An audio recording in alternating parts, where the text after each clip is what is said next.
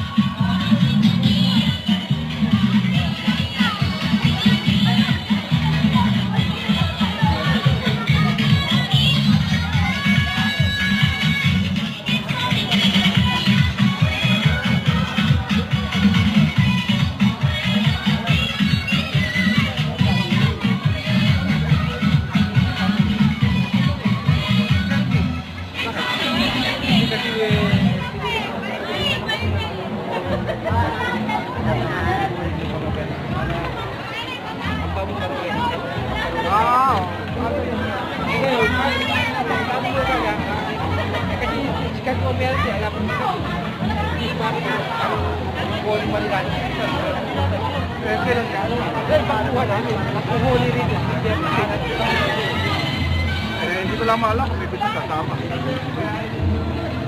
May trabaho.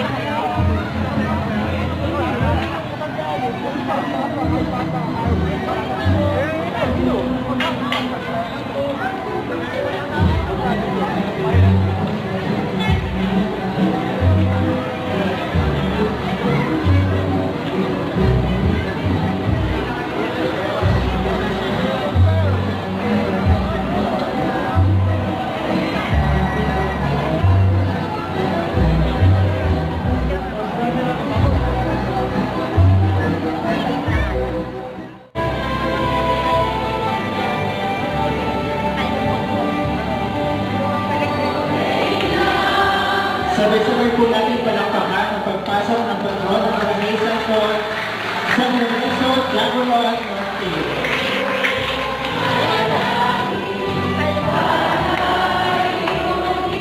Viva San Lorenzo!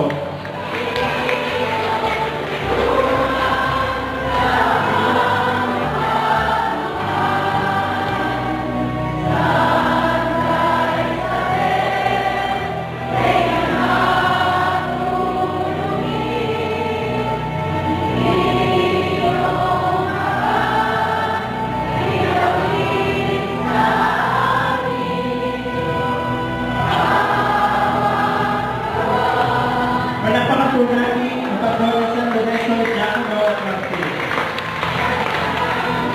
Ngayon naman po, bumusika po natin ng gabi ng pagpasok ng patronan ng aming parokya, Santa Isabel ng Hungaria.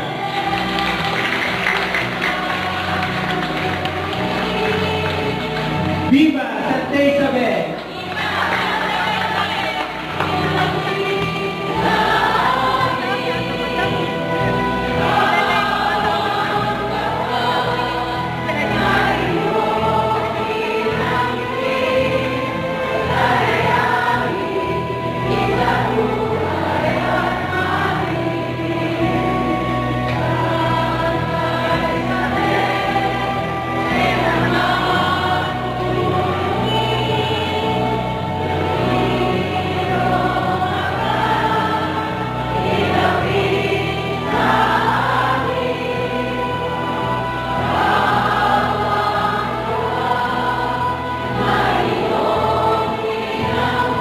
Muli po, palakpakan po natin ang ating patrona, Santa Isabel ng Hungaria.